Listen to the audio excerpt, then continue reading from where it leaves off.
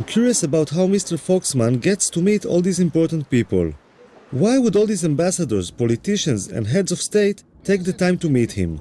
It's their perception of the power of the Jewish community, which is one of those sides of the anti-Semitism, which is it's a very thin line, you know.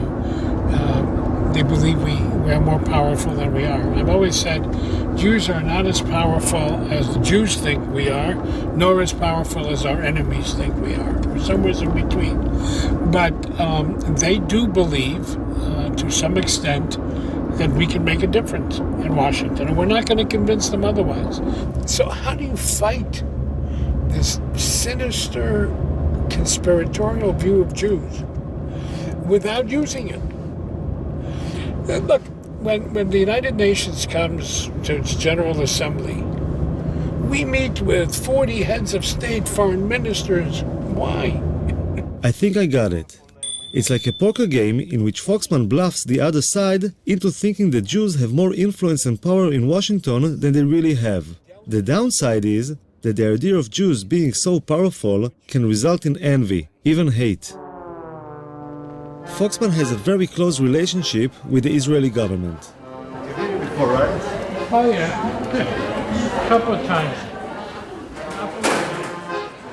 Israel relies on Foxman when it comes to issues of anti-Semitism.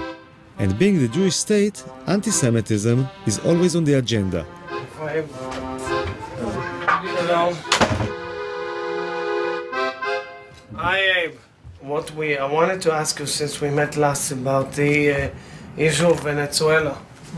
Because I heard voices kind of saying it's not so bad, and Latin America is not so bad, but I'm not convinced. And the question you have good reason not to be convinced. Good reason. It is getting worse. Right. And little by little, as long as oil money works. I'm told that by our experts, it's the only, except for Iran, it's the only government-propagated anti-Semitism today around the world. It's already formally, right. This is first quite scary. Within the country and then outside. So are you pressing in any way? We've talked to Jesse Jackson, who has a relationship, but it's not for camera, but there are other plans. We'll talk about it in a minute.